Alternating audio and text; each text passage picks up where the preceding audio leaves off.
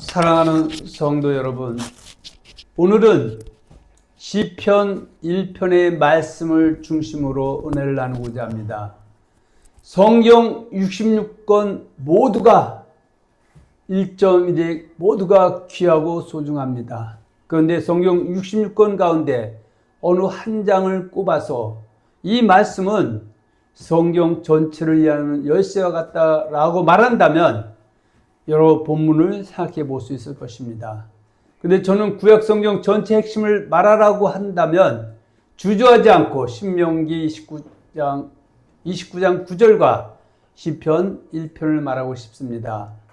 왜냐하면 시편 1편은 하나님께서 구원받은 백성들에게 하나님의 백성들은 어떻게 살아야 하는가, 어떤 하나님의 사람이 복 있는 사람인가, 어떤 하나님의 사람이 함께 인정받는 사람인가를 가장 분명하게 말씀하고 있기 때문입니다. 많은 사람들은 복을 원합니다.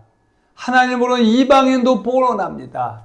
그래서 옛날 우리 그릇에도 복복자를 써서 모두가 복받기를 소망했습니다.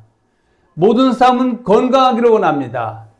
자녀가 잘 되기를 원합니다. 사업이 잘 되기를 원합니다. 교회가 부흥하기를 원합니다.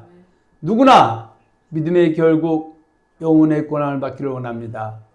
그런데 하나님께서는 복을 받는 방법을 분명하게 말씀하셨습니다. 그리고 예수님께서도 복을 받는 방법에 대해서 말씀하셨습니다. 우리가 마태복음 5장 1절과 12절에 보면 팔복이 있습니다. 그래서 팔복대로 하는 사람에게 복이 있다 말씀하심을 잘 기억해서 그에 합당한 삶을 살아가는 우리 귀한 성도 되시기를 예수님의 이름으로 축원하며 축복합니다. 아멘. 누가복음 11장 27절과 28절에 보면 이런 말씀이 있죠. 한번 봅니다.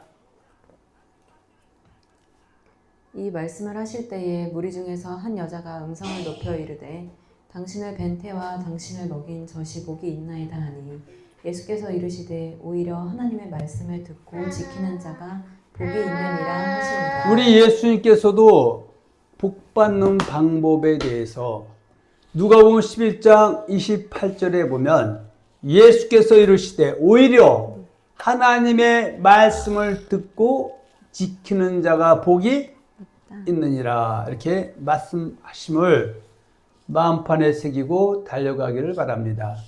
시편 1편은 바로 복 있는 삶의 길을 가르쳐주고 있습니다. 오늘 본문 시편 1절로 6절을 보기로 하겠습니다. 본문 시편 1편 1절로 6절입니다. 복 있는 사람은 악인들의 꾀를 따르지 아니하며 죄인들의 길에 서지 아니하며 오만한 자들의 자리에 앉지 아니하고 오직 여호와의 율법을 즐거워하여 그의 율법을 주야로 묵상하는도다. 그는 시냇가에 심은 나무가 철을 따라 열매를 맺으며 그 잎사귀가 마르지 아니함 같으니 그가 하는 모든 일이 다 형통하리로다. 악인들은 그렇지 아니하며 오직 바람에 나는 겨와 같도다. 그러므로 악인들은 심판을 견디지 못하며 죄인들이 의인들의 모임에 들지 못하리로다. 무릇 의인들의 길은 여호와께서 인정하시나 악인들의 길은 망하리로다. 아멘. 우리 하나님께서 인간을 창조하신 목적이 있습니다. 우리 하나님은 무목적의 하나님이 아니시라 반드시 목적의 하나님입니다. 알파와 오메가, 시작과 끝, 처음과 나중의 하나님이 되십니다. 그래서 하나님께서 인간을 창조한 목적은 경건한 자손을 얻기 위함입니다. 말라기 2장 15절 중반절에 보면 하나님께서 인간을 창조하신 목적 가운데 하나가 경건한 자손을 얻기 위함이라고 잘라 말씀하셨습니다. 말라기 2장 15절 중반절 보면 제가 가로 닫고 가로 열고 해놨죠. 그래서 어찌하여 하나만 만드셨느냐. 자, 여기 한번 봅니다. 그에게는 영이 충만하였으나 오직 하나를 만들지 아니하셨느냐. 어찌하여 하나만 만드셨느냐. 이는 경건한 자손을 얻고자 하심이라. 그래서 하나님이 인간을 아담과 하와를 한 사람 만들어서 모든 인류를 만드신 이유와 목적은 결국 경건한 자손, 하나님을 사랑하고 섬기는 사람을 만들기 위함이었다 말씀하고 있습니다. 자, 그러면 경건한 자손은 무엇입니까? 하나님을 경외하며 의롭게 살아가는 사람을 경건한 자손이라고 합니다. 거룩하고 화평하고 하나님만을 사랑하고 의인 중에 의인의 삶을 사는 사람을 경건한 자손이라고 말합니다. 성경을 보면 하나님께서는 언제나 의인을 찾으셨습니다. 즉 의인 중에서 의인을 찾으셨습니다. 신약에서도 의인 중에 의인과 악인이 있는데 의인 중에 의인을 찾고 계십니다. 마태복음 13장 47절과 50절에 보면 바다 비유가 나옵니다. 그래서 마태복음 13장 47절과 48절에 보면 이렇게 말씀하고 있죠. 또 천국은 마치 바다에 치고 각종 물고기를 모는 그물과 같으니 그물에 가득함에 물가로 끌어내고 앉아서 좋은 것은 그릇에 담고 못된 것은 내버리느니라. 그러니까 마태복음 14장 47절과 48절은 비유인데 이 비유를 설명한 내용이 49절에서 50절입니다. 저 49절은 세상 끝에도 이러하리라. 천사들이 와서 의인 중에서 의인은 갈라내서 자기 아버지 나라에서 해와 같이 빛나게 한다는 말씀이 마태복음 14장 41절과 43절에 이미 그 밭비유에서 언급됐기 때문에 여기서는 생략을 하고 의인 중에 악인을 얘기합니다. 의인 중에 악인을 갈라내어 푸른 뿔에 던져 넣으리니 거기서 울며 이를 갈리라 이렇게 말씀하고 있습니다. 자, 마태복음 13장 41절 43절은 마태복음 13장 24절과 32절에 있는 말씀에 대한 설명이죠.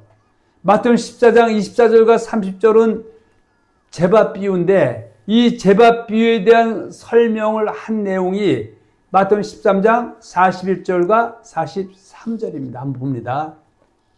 인자가 그 천사들을 보내리니 그들이 그 나라에서 모든 넘어지게 하는 것과 또 불법을 행하는 자들을 거두어내어 풀무불에 던져 넣으리니 거기서 울며 이를 갈게 되리라.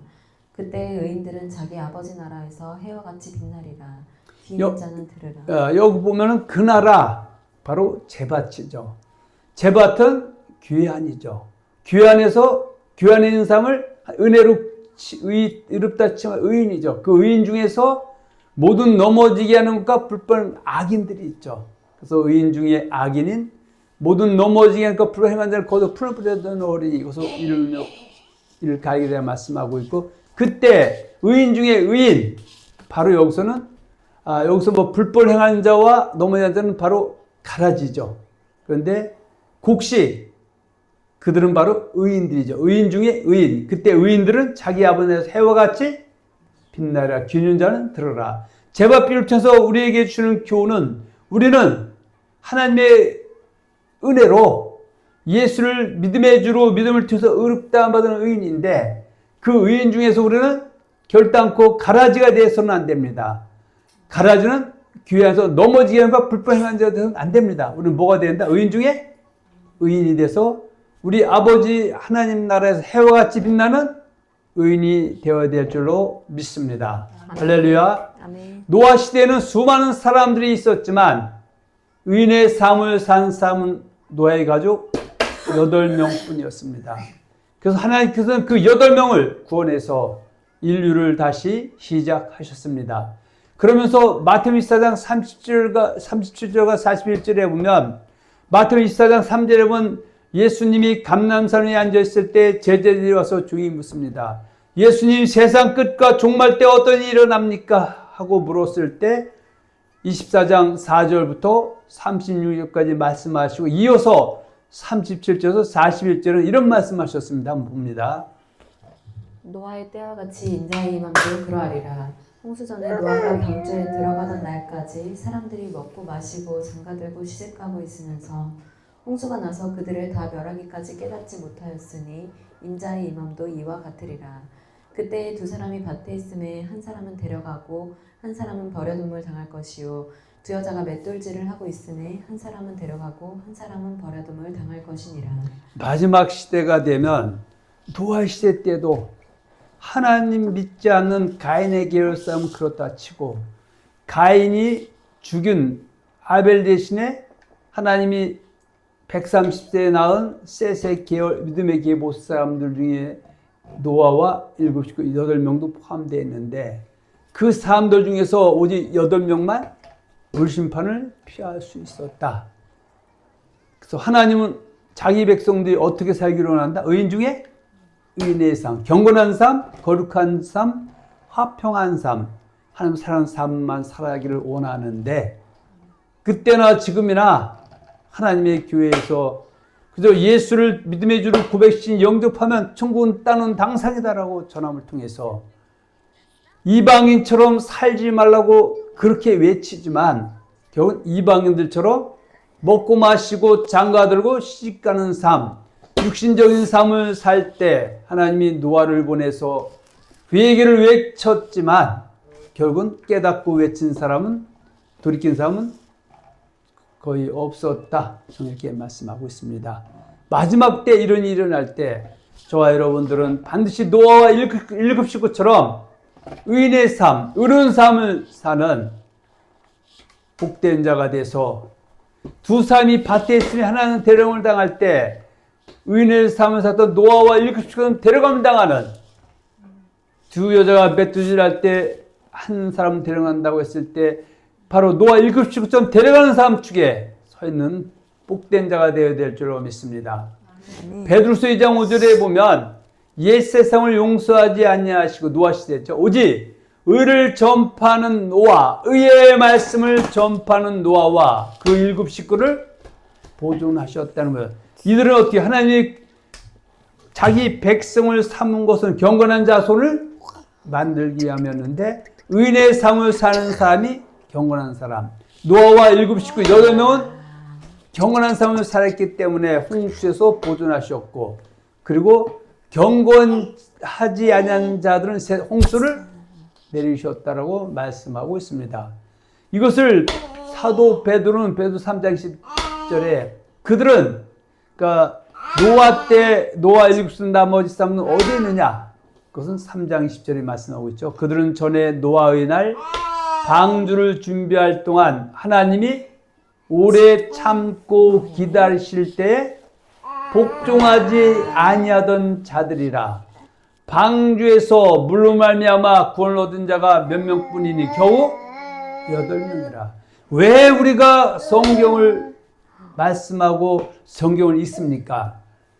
바로 디모데후서 3장 16, 17절에 보면 모든 성경은 하나님의 감동으로 된 것으로 교훈과 책망과 바르게 함과 의로 교육하기에 유익하니 이는 하나님의 사람으로 온전하게 살고 온전히 행하게 하기 위함이라고 말씀하고 있음을 늘 기억해야 될 줄로 믿습니다.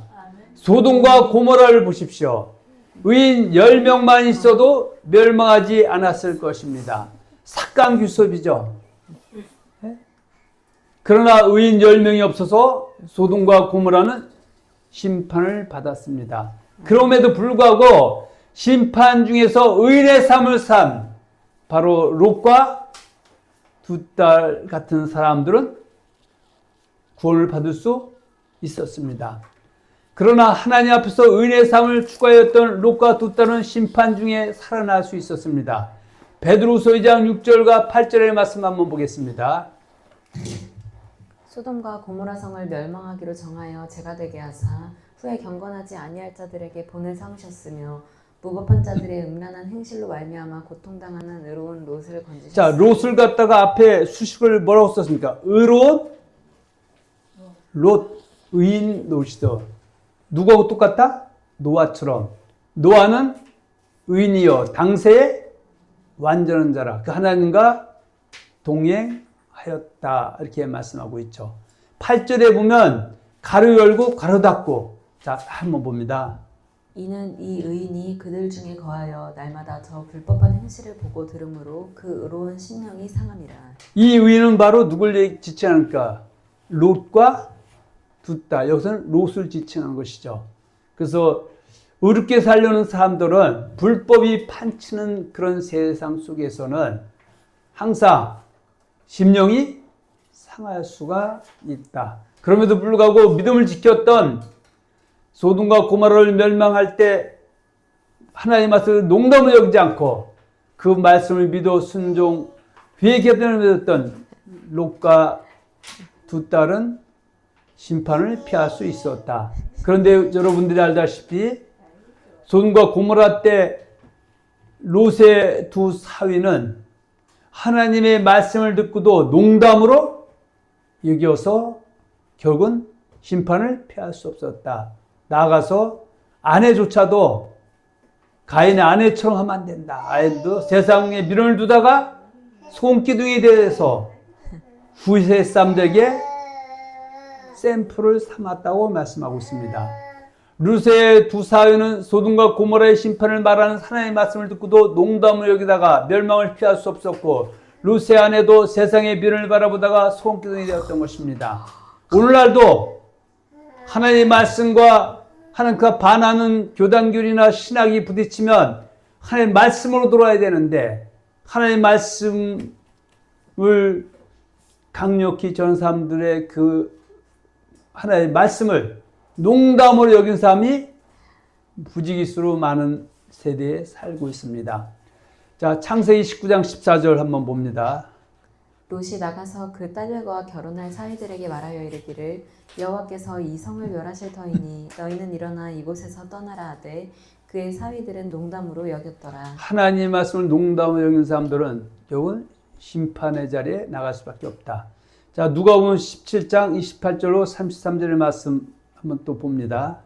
또 롯의 때와 같으리니 사람들이 먹고 마시고 사고 팔고 심고 집을 짓더니. 자, 이것은 뭐요? 하나님의 백성은 성령의 수욕대로 살아야 되는데도 불구하고 육신의 수욕대로 살았고 요한일서 2장 15, 16절 이 세상이나 세상에 있는 것들 육신의 정욕, 안목의 정욕, 이생의 자랑을 쫓아갔다 그 얘기입니다.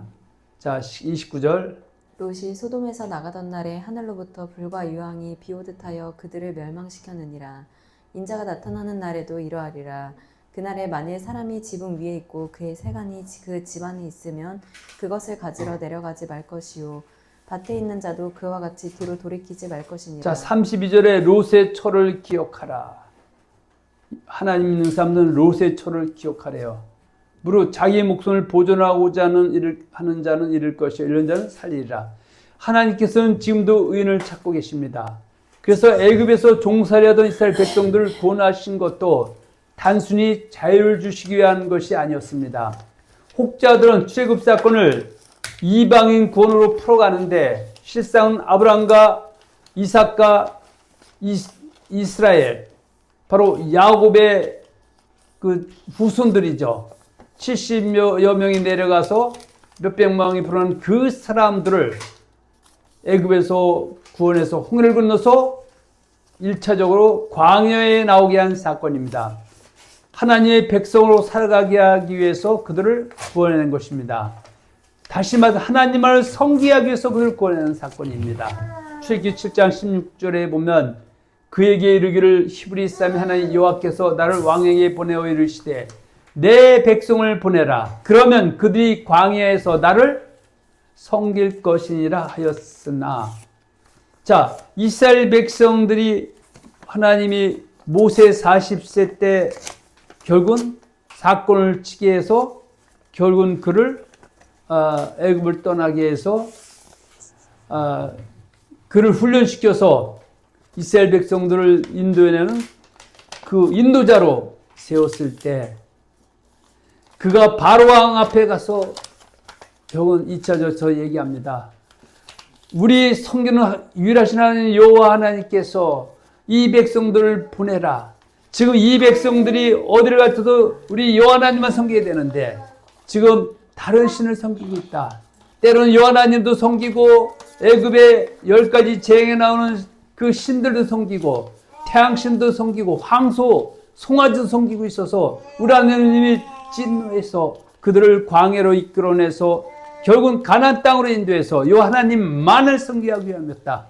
그렇게 말씀하고 있죠. 우리는 하나님을 섬긴다, 경외한다. 그 얘기 뭐예요? 나 예수 믿는다, 우리 예수를 섬긴다. 그런 것은 믿어 순종, 회개해서 합당한 삶의 열매를 맺는 것을 말합니다. 고린도 10장에 보면 출애굽 사건에 대해서 정말 놀라운 이야기를 하고 있죠. 하나님의 은혜로 홍해를 건너서 불기둥 구름기둥으로 인도함 받아서 시내산에 와서 모세를 통해서 십계명과 언약서를 받고 40년 신앙생활이 시작됐는데 자연사 한 사람 빼고 그들의 다수가 광야에서 멸망을 받았다 그 얘기죠. 왜 멸망받았습니까? 하나님을 섬기라고 구원해냈는데 하나님을 섬기는 것이 아니라 금송아지 섬긴 자들, 여전히 레지파를 통해서 그들을 진노해서 멸망시켰고요. 그리고 나머지는 불법 행한 자들, 그 중에 대표적인 것이 우상숭배는 금송아지 섬긴 사건이고요.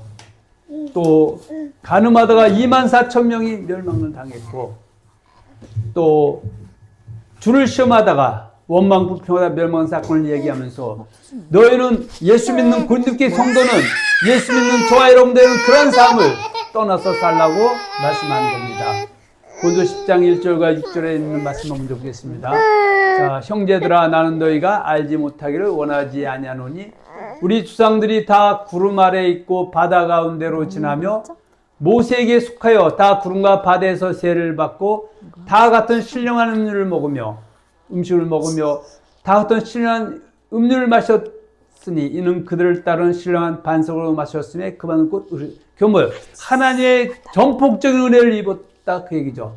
그런데 9절에 반전의 말씀이 있죠. 그러나 그들의 다수를 하나님이 기뻐하지 아니하셨으므로 하나님을 섬기라고 광야로 인도했더니 딴짓한 사람은 광야에서 멸망을 받았는데, 이러한 일은 우리의 지금 예수를 믿는 우리 교회에 다니는 성도들에게 샘플, 본보기로 삼아 우리로 하여금 그들이 악을 즐겨한 것 같이 즐겨한 자가 되지 않게 하라고 말씀하고 있습니다. 홍해를 건너게 하시고 광야를 지나게 하시고 가나안 땅으로 인도하신 이유도 오직 하나님만, 유일하신 여호와 하나님만 섬기는 의의 삶을 살기 위함이었습니다. 신명기 19장 9절에 보면 애굽에서 홍해를 건너서 광야를 지나 모압 땅까지 와서 결산을 합니다. 그런데 애굽에서 애초에 출발한 사람 중에서 다수가 멸망을 당하고, 이 멸망당한 자 중에는 자연사한 사람 말고요, 하나님의 앞에 악을 행해서 멸망당한 사람이 너무나 많았다는 겁니다. 그래서 광야에서 출생한 그 2세대들, 곧 있으면 여호수아를 통해서 요단을 가나안 땅에 갈 사람들에게 잘라준 말씀이 신명기 19장 9절입니다. 그런즉 너희는 이 언약의 말씀을 지켜 행하라. 그러면 너희가 하는 모든 일이 형통하리라. 오늘날 예수 믿는 사람들이 형통해지려면 언약의 말씀을 지켜 행할 때 형통이 넘치는 줄로 믿습니다. 시편 1편은 신명기 19장 9절 말씀을 이어받고 있습니다. 신명기 19장 9절은 우리 언약 형통케의 표이기도 합니다. 너는 이 언약의 말씀을 지켜 행하라. 그래야 너희가 하는 모든 형통하리라. 이 말씀 모세가 죽기 전에 가나안에 들어갈 이스라엘 백성들에게 준 마지막 권면입니다. 하나님께서는 이미 그들을 구원하셨습니다. 그들은 이미 하나님의 백성이었습니다. 그런데 하나님께서는 말씀하십니다. 이제 언약을 지켜라. 그러면 형통하게 될 것이다. 시편 1편도 똑같은 말씀을 하고 있습니다. 복 있는 사람, 의인의 삶을 사는 사람, 여호와를 경외하는 사람은 하나님 말씀을 즐거워하고 주야로 묵상한 사람이라고 말씀하고 있습니다. 그가는 모든 형통하리로다. 즉 시편 1편은 신명기 19장 9절을 설명해 주는 말씀이라 할 수 있습니다. 언약을 지키는 사람을 의인이라는 것이며, 에스겔 18장 5절로 13절에는 의인과 악인에 대해서 정확하게 말씀해 주고 있습니다. 에스겔 18장 5절과 9절에 보면 사람이 만일 의로워서 정의와 공의를 따라 행하며 산 위에서 잼을 먹지 아니하며 이스라엘 족속의 우상에게 눈을 들지 아니하며 이웃의 아내를 더럽히지 아니하며 월경 중에 있는 여인을 가까이 하지 아니하며 사람을 학대하지 아니하며 빚진 자의 저당물을 돌려주며 강탈하지 아니하며 줄인 자에게 음식물을 주며 벗은 자에게 옷을 입히며 별을 위하여 구워주지 아니하며 이자를 받지 아니하며 스스로 손을 금하여 죄를 짓지 아니하며 사람과 사람 사이 진실하게 판단하며 내 윤례를 따르며 내 규를 지켜 진실하게 행할진대 그는 보다 의인이니 반드시 살리라. 신학의 이야기가 아니라 철학자의 이야기가 아니라 주 여호와의 말씀이니라, 이렇게 말씀하고 있습니다. 그러면서 이 말씀과 반대로 사람을 이끌어서 악인이다. 그런데 중요한 것은 성경에서는 악인이 회개하면 의인이 된다는 것이고 의인이 그 의를 믿고 악을 행하면 그리고 회개하지 못한 악인이 돼서 심판을 당하게 된다고 말씀하고 있습니다. 자, 에스겔서 33장 13절 16절에 보면 이렇게 말씀하고 있죠. 가령 내가 의인에게 말하기를 너는 살리라 하였다 하자. 그가 그 공의를 믿고 죄악을 행하면 이전에 의인의 삶을 살았다 할지라도 그 의에서 떠나면 그 얘기죠. 그 모든 의른 행위가 하나도 기억되지 아니하리니 그가 그 지은 죄악으로 말미암아 곧 그 안에서 죽으리라. 그래서 옛날 금송아지 10마리 있어도 지금 없는 것입니다. 옛날에 신앙생활 잘해서 남들에게 믿음 좋다고 일컬음 받아도 지금 그 믿음이 산산이 깨졌다면 아무것도 아닌 것입니다. 14절에 가령 내가 악인에게 말하기를 너는 죽으리라 하였다 하자. 그가 돌이켜 자기의 죄에서 떠나서 정의와 공의를 행하며 저작물을 도로 주며 강탈한 물건을 돌려보내고 생명의 윤례를 지켜 행하여 죄악을 범하지 아니하면 그가 반드시 살고 죽지 아니할지라. 그가 본래 범한 모든 죄가 기억되지 아니하리니 그가 반드시 살리라. 이는 정의와 공의를 행하였습니다. 이렇게 말씀하고 있죠. 이 말씀은 요한일서 1장 9절에 만일 우리가 우리 죄를 자백하면 하나님은 미쁘시고로사 우리 죄를 사하시며 모든 불의에서 깨끗게 하실 거라 말씀하시고 있고요. 이사야 1장에 보면 오라 우리가 변론하자. 너희 죄가 좋은 것 같을지라도 눈같이 휘어질 것이요 지능같이 붉을 자도 양털까지 되라. 그러면서 너희가 즐겨 순종하면 이 말씀을 다 알아도 회개해서 순종한 사람으로 돌아오면 땅에 아름다운 수산물을 먹을 것이요 그러나 말씀을 듣고 회개치 않으면 그에 대한 심판을 피할 수 없다고 말씀하고 있습니다. 잠언 10장 7절에 온전하게 행하는 자가 의인이라 그 후손에겐 복이 있다 했을 때 여기서 온전하게 완전하게 하는 것은 100%다 지키냐 그 얘기가 아니라 잘못된 삶에서 돌이킨 것을 이야기합니다. 전도서 7장 10절에 보면 선을 행하고 전혀 죄를 범하지 아니하는 의인은 세상에 없기 때문이다. 이렇게 말씀하고 있습니다. 열왕기상 2장 1절과 3절에 보면 믿음의 조상 아브라함과 다윗, 그 중에 다윗이 나이 많아 이제 죽을 때 됐을 때 그 아들 솔로몬에게 유언을 남긴 말씀이 신명기 29장 9절 그리고 시편 1편 1절 6절 말씀을 축약한 열왕기상 2장 1절과 3절에 있죠. 자, 2장 1절 3절입니다. 다윗이 죽을 날이 임박함에 그의 아들 솔로몬에게 명령하여 이르되 내가 이제 세상 모든 삶의 길로 가는 길로 가게 되었노니 너는 심서 대장부가 되고 3절이죠. 내 안에 여호와의 명령을 지켜 그 길로 행하여 그 법률과 계명과 율례와 증거를 모세의 율법에 기록된 대로 지키라. 그리하면 내가 무엇을 하든지 어디로 가든지 형통할지라. 이렇게 말씀하고 있습니다.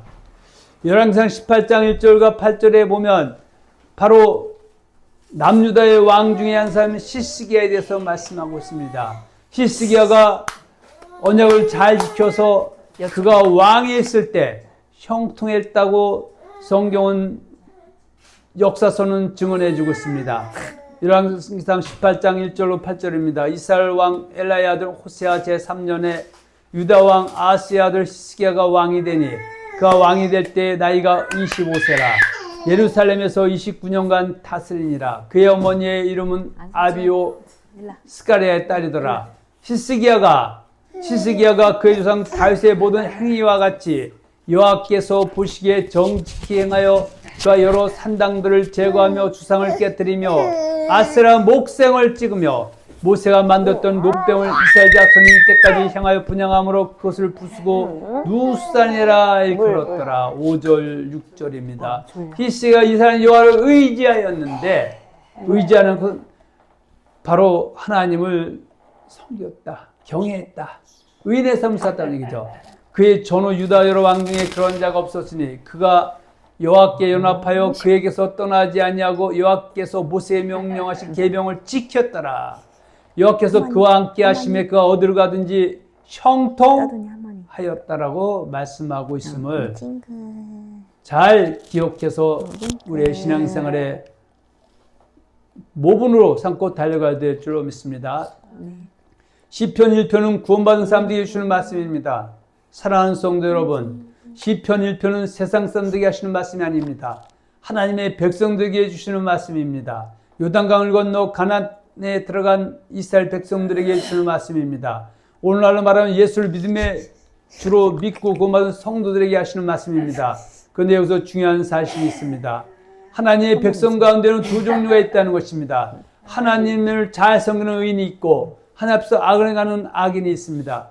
같은 교회 안에도 의인과 악인이 있습니다. 같은 예배를 드려도 의인과 악인이 있습니다. 같은 성경을 읽어도 의인과 악인이 있습니다. 그런데 결과는 달라집니다. 한 사람은 말씀을 순종합니다. 한 사람은 말씀을 듣기만 합니다. 마태복음 7장 24절 27절에 보면 반석에 집을 지은 지혜로운 사람이 있는 반면에 모래에 집을 지은 어리석은 사람이 있다고 말씀하고 있습니다. 예수 믿는 사람 중에 지혜로운 사람은 바로 어떤 사람이냐? 7장 24절 25절이죠. 그러므로 누구든지 나의 말을 듣고 행하는 자, 그 사람이 바로 지혜로운 사람이고 그 집을 반석에 지은 지혜로운 사람이기 때문에 비가 내리고 창수하고 바람이 불 때 환난과 핍박이 올 때 넘어져서 뒤로 물러가는 멸망의 자식이 영원함으로 달려갈 수 있게 된다고 말씀하고 있습니다. 그리고 반대로 26, 27절은 말씀을 듣기만 하고 행하지 않은 어리석은 사람, 모래에 지은 어리석은 사람이 되어서는 안 된다고 강조하고 있습니다. 한 사람은 회개합니다. 그리고 하나님은 베드로후서 3장 9절 10절 이렇게 말씀을 주셨습니다. 주의 약속은 어떤 이들이 더디다고 생각하는 것 같이 더딘 것이 아니라 오직 주께서는 너희를 대해 오래 참으사 아무도 멸망하지 않냐고 다 회개하게 이르기를 원하시느니라. 요한복음 3장 16절 하나님이 세상을 이처럼 사랑하사 독생자를 주신 저를 믿는 자마다 멸망하지 않고 다 영생 얻기를 원하노라 그랬죠. 영생 얻었다고 말씀하지 않습니까? 회개해서 돌이키면 모두가 영생 얻을 수 있기 때문에 하나님 오래 참으면서 회개하기를 원하는 것입니다. 그러나 그날이 주구장창 있는 것이 아닙니다. 그러나 주의 날이 도둑같이 오리니 그날에는 하늘이 큰 소리로 떠나가고 물질이 뜨거운 불에 풀어지고 땅과 그 전에 모든 일이 드러나리로다. 너희는 내일을 알지 못한도다. 너희 생명이 무엇이뇨? 잠깐 보이도 없는 안개라고 말씀하고 있습니다.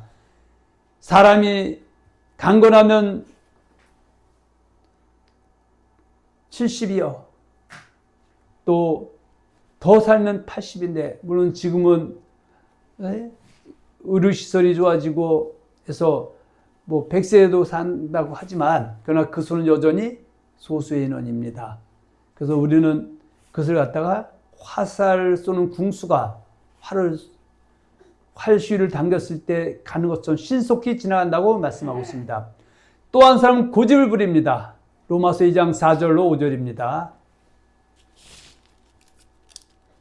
혹 내가 하나님의 인자하심이 너를 인도하여 회개하게 하심을 알지 못하여 그의 인자하심과 용납하심과 길이 참으심이 풍성함을 멸시하느냐. 다만 내 고집과 회개하지 아니한 마음을 따라 진노의 날 곧 하나님의 의로우신 심판이 나타나는 그날에 이 말 진노를 내게 쌓는도다.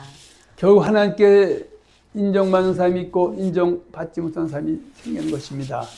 마태복음 10장 32, 33절에 보면 누구든지 사람 앞에서 나를 시인하면, 여기서 말하는 사람은 예수를 믿는 것 때문에, 복음 전하는 것 때문에 너를 죽이겠다는 사람 앞에서 끝까지 베드로가 부인하고 떠났던 그 모양이 아니라, 물론 그 회개에서 돌아왔지만 끝까지 시인하는 사람은 주님 앞에 섰을 때 나도 그를 시인한다고 말씀하고 있습니다. 그러나 33절은 우리가 정말 기억해야 됩니다. 누구든지 사람 앞에서 나를 부인하면 나도 하나님 앞에서 그를 부인하리라, 부끄러워하리라 말씀하고 있습니다. 복이 있는 사람은 어떤 사람입니까? 시편 1절은 복이 있는 사람의 특징을 세 가지로 말씀합니다. 첫째는 악인의 꾀를 따르지 않습니다. 하나님을 미워하는 사람을 쫓는 사람의 행위를 쫓지 않는 사람이 악인의 꾀를 따르지 않는 사람입니다. 예레미야 2장 19절은 악이 무엇이냐? 내 악이 너를 징계하겠고 내 반역이 너를 책망할 것이야. 그런즉 내 하나님 여호와를 버림과 내 속에 나를 경외함이 없는 것이 악이요 고통인 줄 알라고 말씀하고 있습니다. 출애굽기 20장 4절에 보면, 십계명 안에 보면 너를 위하여 생육상을 만들지 말고 또 위로 하늘에 있는 것이나 아래로 땅에 있는 것이나 땅 아래 물속에 있는 것에 어떤 형상도 만들지 말며 그것들에게 절하지 말며 그것들을 섬기지 말라. 나 내 하나님 여호와는 질투하는 하나님이죠. 나를 미워하는 자의 죄를 갚되 아버지로부터 아들에게로 3, 4대까지 이르게 하거니와 나를 사랑하고 내 계명을 지키는 자에게는 천대까지 은혜를 베풀리라고 말씀하고 있습니다. 요한일서 5장 15, 16절 이 세상을 세상에 있는 것들 육신의 정욕, 안목의 정욕, 이생의 자랑을 쫓아갔던 노아와 소돔과 대 사람들은 멸망을 피할 수가 없었습니다. 17절에 이 세상도 그 정욕도 지나가되 오직 하나님의 뜻을 행하는 자는 영원히 거한다고 말씀하고 있습니다. 그래서 우리는 육신적으로 사는 삶이 아니라 성령의 소육대로 되는 복된 자들이 되기를 축원합니다. 그러나 복 있는 삶은 세상의 생각보다 하나님의 말씀을 우선합니다. 죄인의 길에 서지 않습니다. 악인의 길과 죄인의 길은 동쪽의 말씀입니다. 요한일서 3장 4절에 보면 죄를 짓는 자마다 불법을 행하는 죄는 불법이다.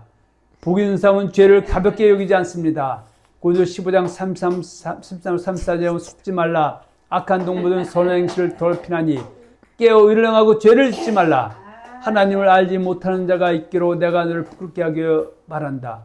하나님은 뭡니까? 요한복음 1장 태초의 말씀이 이 말씀이 하나님과 이 말씀이고 하나님의 말씀을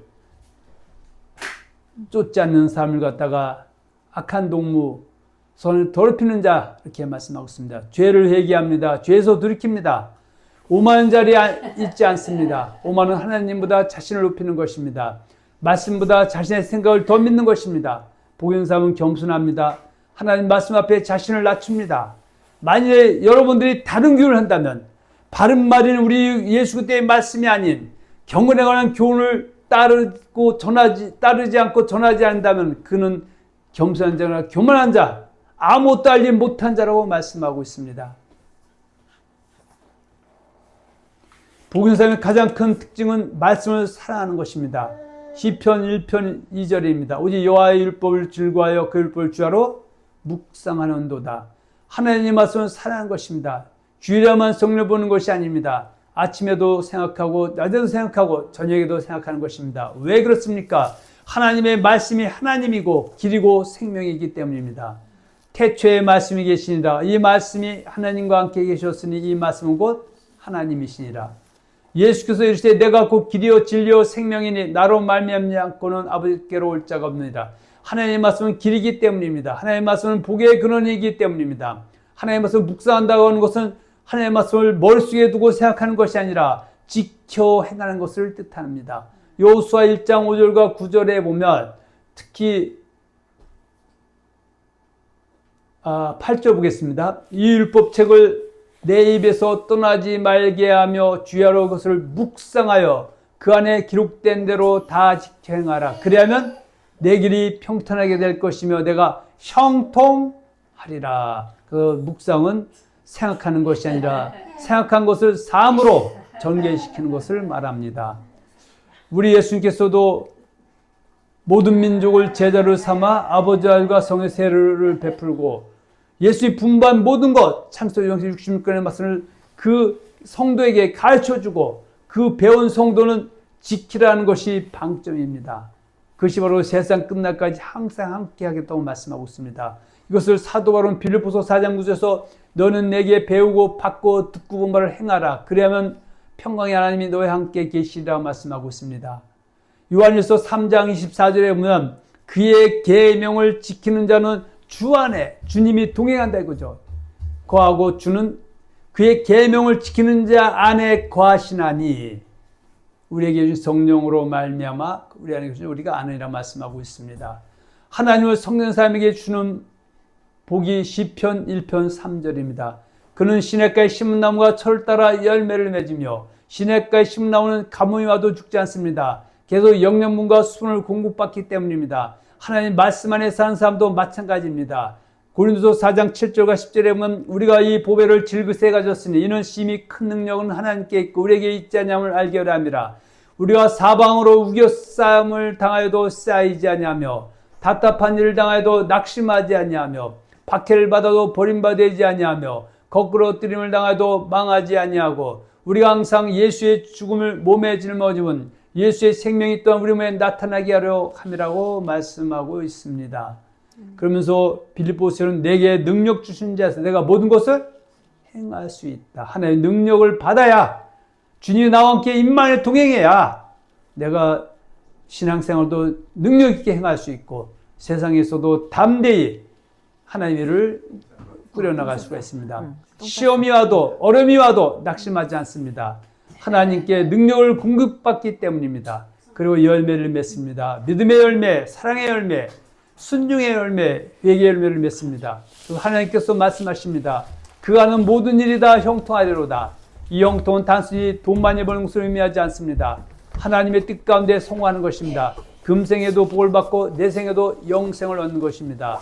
예레미야 17장 7, 8절에 보면 그러나 앞으로 여호와를 의지하며 여호와를 의뢰하는 그 사람은 복을 받을 것이라. 이것이 바로 언약을 지키는 삶이죠.